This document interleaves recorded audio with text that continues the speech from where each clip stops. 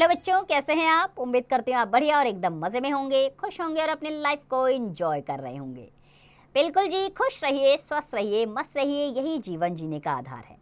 देखिए, जब हम खुश होते हैं तब हम हर कार्य निपुणता से करते हैं। तो चलिए, देर किस बात की रहते हैं, खुश और बढ़ते हैं अपने अध्याय की ओर।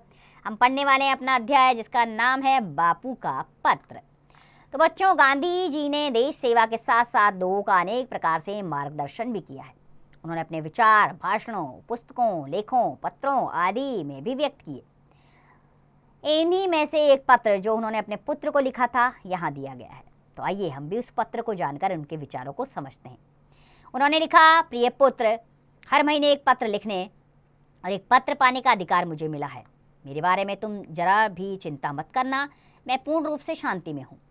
आशा है कि बात अच्छी हो गई होगी। मुझे मालूम है कि तुम्हारे कुछ पत्र यहाँ आए हैं, लेकिन वे मुझे नहीं दिए गए। फिर भी डिप्टी गवर्नर की उदारता से मुझे मालूम हुआ कि बापू का स्वास्थ्य सुधर रहा है। बापू और तुम लोग सवेरे दूध के साथ साबूदाना बराबर ले रहे होंगे। और अब कुछ तुम्हारे बारे में कहना चाहूँगा। मैं जानता हूँ कि तुम्हें अपनी शिक्षा के प्रति असंतोष है, यानी कि वो तुम्हारे अंदर संतोष का भाव नहीं है। जेल में मैंने यहाँ खूब पढ़ा है। इससे मैं यह समझता हूँ कि केवल अक्षर ज्ञान ही शिक्षा नहीं है। सच्ची शिक्षा तो चरित्र निर्माण और कर्तव्य का बोध कराती है। यदि यह दृष्टिकोण सही है तो तुम सच्ची शिक्षा प्राप्त कर रहे हो। आजकल तुम्हें अपनी बीमार माँ की सेवा का अवसर मिला है।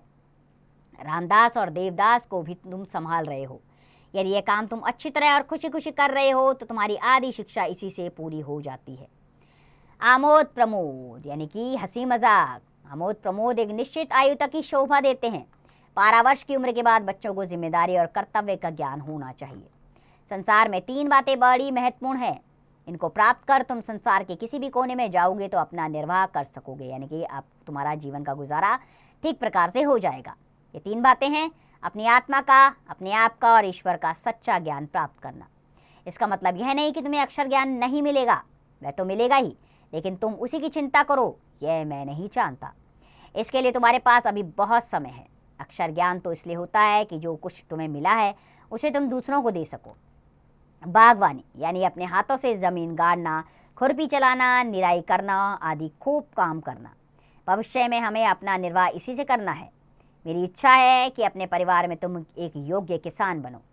सभी औजारों को सदा साफ और सुव्यवस्थित रखना। अक्षर ज्ञान में गणित और संस्कृत पर पूरा ध्यान देना। भविष्य में संस्कृत तुम्हारे लिए बहुत उपयोगी सिद्ध होगी। ये दोनों विषय बड़ी उम्र में सीखना कठिन होता है। संगीत में भी बराबर रुचि रखना।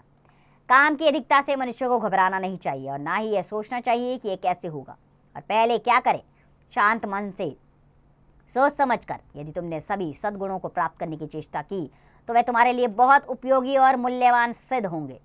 मुझे यह भी आशा है कि तुम रोज शाम को प्रार्थना करते होंगे और रविवार को श्री वेस्ट के यहाँ भी प्रार्थना में जाते होंगे। सूर्योदय से पहले उठकर प्रार्थना करना बहुत ही अच्छा है। प्रयत्नपूर्वक एक निश्चित समय पर ही प्रार्थना करनी चाहिए। यह नियमितता तुम्हें अपने जीवन में आगे चलकर बड़ी सहायक सिद्ध होगी। तुम्हारा पिता मोहनदास। तो बच्चों, इस पाठ से हमने सीखा कि पत्र लेखन विधा का उदाहरण और गांधी जी के इसमें हमने कुछ महत्वपूर्ण विचार जाने कि किस प्रकार उन्होंने शिक्षा को अहम बताया है कि जीवन में अगर तरक्की करनी है, विकास की दिशा में आगे बढ़ना है तो शिक्षित होना ज़रूरी है।